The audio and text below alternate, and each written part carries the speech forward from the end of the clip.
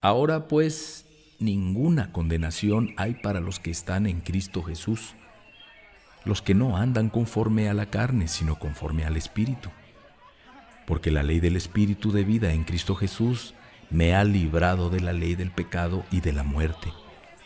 Porque lo que era imposible para la ley, por cuanto era débil por la carne, Dios, enviando a su Hijo en semejanza de carne de pecado y a causa del pecado, condenó al pecado en la carne, para que la justicia de la ley se cumpliera en nosotros, que no andamos conforme a la carne, sino conforme al Espíritu. Porque los que son de la carne piensan en las cosas de la carne, pero los que son del Espíritu, en las cosas del Espíritu. Porque el ocuparse de la carne es muerte, pero el ocuparse del Espíritu es vida y paz.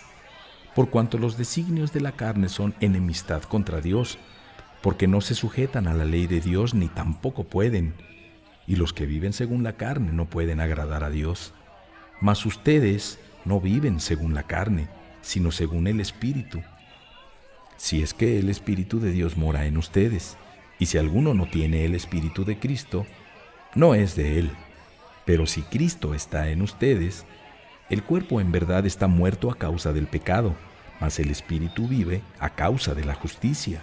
Y si el Espíritu de aquel que levantó de los muertos a Jesús mora en ustedes, el que levantó de los muertos a Cristo Jesús, vivificará también sus cuerpos mortales por su Espíritu que mora en ustedes. Así que, hermanos, deudores somos, no a la carne para que vivamos conforme a la carne, porque si viven conforme a la carne, morirán, mas si por el Espíritu hacen morir las obras de la carne, vivirán, porque todos los que son guiados por el Espíritu de Dios, estos son hijos de Dios. Pues no han recibido el espíritu de esclavitud para estar otra vez en temor, sino que han recibido el espíritu de adopción, por el cual clamamos, Abba, Padre. El Espíritu mismo da testimonio a nuestro espíritu de que somos hijos de Dios. Y si hijos, también herederos, herederos de Dios y coherederos con Cristo, si es que padecemos juntamente con Él, para que juntamente con Él seamos glorificados. Pues tengo por cierto que las aflicciones del tiempo presente no son comparables con la gloria venidera que en nosotros ha de manifestarse. Porque el anhelo ardiente de la creación es el aguardar la manifestación de los hijos de Dios. Porque la creación fue sujetada a vanidad, no por su propia voluntad, sino por causa del que la sujetó en esperanza. Porque también la creación misma será libertada de la esclavitud de la corrupción a la libertad gloriosa de los hijos de Dios. Porque sabemos que toda la creación gime a una, y a una está con dolores de parto hasta ahora. Y no solo ella, sino que también nosotros mismos, que tenemos las primicias del Espíritu, nosotros también gemimos dentro de nosotros mismos, esperando la adopción, la redención de nuestro cuerpo. Porque en esperanza fuimos salvos, pero la esperanza que se ve no es esperanza, porque lo que alguno ve, ¿a qué esperarlo? Pero si esperamos lo que no vemos, con paciencia lo aguardamos, y de igual manera el Espíritu nos ayuda en nuestra debilidad, pues qué hemos de pedir como conviene, no lo sabemos, pero el Espíritu mismo intercede por nosotros con gemidos indecibles. Mas el que escudriña los corazones sabe cuál es la intención del Espíritu, porque conforme a la voluntad de Dios intercede por los santos. Y sabemos que a los que aman a Dios, todas las cosas les ayudan a bien, esto es, a los que conforme a su propósito son llamados. Porque a los que antes conoció, también los predestinó para que fuesen hechos conforme a la imagen de su Hijo, para que Él sea el primogénito entre muchos hermanos. Y a los que predestinó, a estos también llamó. Y a los que llamó, a estos también justificó. Y a los que justificó, a estos también glorificó. ¿Qué pues diremos a esto? Si Dios es por nosotros, ¿quién contra nosotros? El que no escatimonia a su propio Hijo, sino que lo entregó por todos nosotros, ¿cómo no nos dará también con Él todas las cosas? ¿Quién acusará a los escogidos de Dios? Dios es el que justifica. ¿Quién es el que condenará?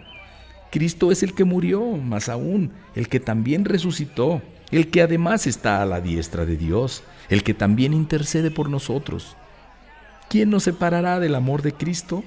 ¿Tribulación, o angustia, o persecución, o hambre, o desnudez, o peligro, o espada? Como está escrito: por causa de ti somos muertos todo el tiempo. Somos contados como ovejas de matadero. Antes, en todas estas cosas somos más que vencedores por medio de aquel que nos amó. Por lo cual estoy seguro de que ni la muerte, ni la vida, ni ángeles, ni principados, ni potestades, ni lo presente, ni lo porvenir, ni lo alto, ni lo profundo, ni ninguna otra cosa creada nos podrá separar del amor de Dios, que es en Cristo Jesús, Señor nuestro. Verdad digo en Cristo, no miento, y mi conciencia me da testimonio en el Espíritu Santo, que tengo gran tristeza y continuo dolor en mi corazón, porque deseara yo mismo ser anatema, separado de Cristo, por amor a mis hermanos, los que son mis parientes según la carne, que son israelitas, de los cuales son la adopción, la gloria, el pacto, la promulgación de la ley, el culto y las promesas, de quienes son los patriarcas y de los cuales, según la carne, vino Cristo, el cual es Dios sobre todas las cosas, bendito por los siglos. Amén. No que la palabra de Dios haya fallado, porque no todos los que descienden de Israel son israelitas, ni por ser descendientes de Abraham son todos hijos, sino en Isaac te será llamada descendencia. Esto es, no los que son hijos según la carne son los hijos de Dios, sino los que son hijos según la promesa son contados como descendientes. Porque la palabra de la promesa es esta: por este tiempo vendré, y Sara tendrá un hijo.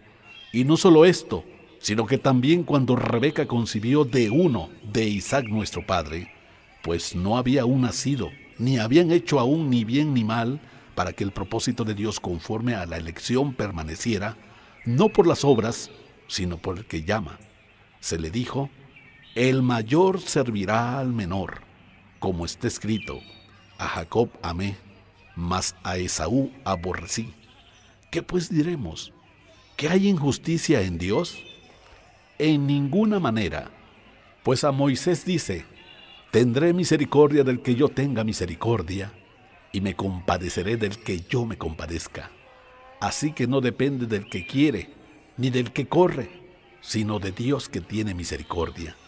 Porque la Escritura dice a Faraón: para esto mismo te he levantado, para mostrar en ti mi poder, y para que mi nombre sea anunciado por toda la tierra. De manera de que quien quiere, tiene misericordia, y al que quiere endurecer, endurece. Pero me dirás: ¿por qué pues sin culpa? Porque ¿quién ha resistido a su voluntad?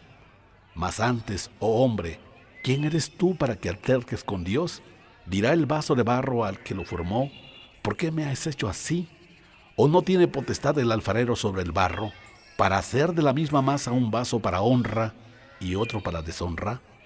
¿Y qué si Dios, queriendo mostrar su ira y hacer notorio su poder, soportó con mucha paciencia los vasos de ira preparados para destrucción, y para hacer notorias las riquezas de su gloria, las mostró para con los vasos de misericordia que Él preparó de antemano para gloria, a los cuales también ha llamado, esto es, a nosotros, no solo de los judíos, sino también de los gentiles? Como también en Oseas dice: llamaré pueblo mío al que no era mi pueblo, y a la no amada, amada. Y en el lugar donde se les dijo: ustedes no son pueblo mío, allí serán llamados hijos del Dios viviente. También Isaías clama tocante a Israel: si fuera el número de los hijos de Israel como la arena del mar, tan solo el remanente será salvo, porque el Señor ejecutará su sentencia sobre la tierra en justicia y con prontitud. Y como antes dijo Isaías: si el Señor de los ejércitos no nos hubiera dejado descendencia, como Sodoma habríamos venido a ser, y a Gomorra seríamos semejantes. ¿Qué pues diremos? ¿Que los gentiles que no iban tras la justicia han alcanzado la justicia, es decir, la justicia que es por fe. Mas Israel, que iba tras una ley de justicia, no la alcanzó. ¿Por qué? Porque iban tras ella no por fe, sino como por obras de la ley, pues tropezaron en la piedra de tropiezo, como está escrito: He aquí pongo en Sión piedra de tropiezo y roca de caída, y el que creyera en él no será avergonzado. Hermanos, ciertamente el anhelo de mi corazón y mi oración a Dios por Israel es para salvación, porque yo les doy testimonio de que tienen celo de Dios, pero no conforme a ciencia, porque ignorando la justicia de Dios y procurando establecer la suya propia, no se han sujetado a la justicia de Dios, porque el fin de la ley es Cristo, para justicia a todo aquel que cree, porque de la justicia que es por la ley de Moisés se escribe así: el hombre que haga estas cosas vivirá por ellas. Pero la justicia que es por la fe dice así: no digas en tu corazón, ¿quién subirá al cielo? Esto es para traer abajo a Cristo. ¿O quién descenderá al abismo? Esto es para hacer subir a Cristo de entre los muertos. Mas, ¿qué dice? Cerca de ti está la palabra, en tu boca y en tu corazón. Esta es la palabra de fe que predicamos: que si confesaras con tu boca que Jesús es el Señor y creyeres en tu corazón que Dios le levantó de los muertos, serás salvo. Porque con el corazón se cree para justicia, pero con la boca se confiesa para salvación. Pues la Escritura dice: todo aquel que en él creyera no será avergonzado. Porque no hay diferencia entre judío y griego, pues el mismo que es Señor de todos es rico para con todos los que le invocan, porque todo aquel que invocara el nombre del Señor será salvo. ¿Cómo pues invocará a aquel en el cual han creído? ¿Y cómo creerán en aquel de quien no han oído? ¿Y cómo oirán sin haber quien les predique? ¿Y cómo predicarán si no fueren enviados?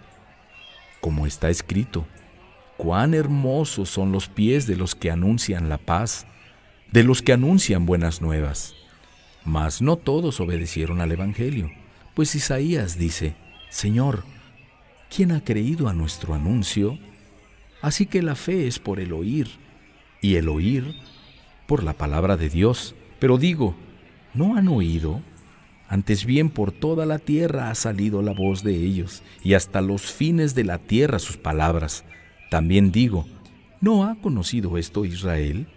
Primeramente Moisés dice: yo los provocaré a celos con un pueblo que no es pueblo.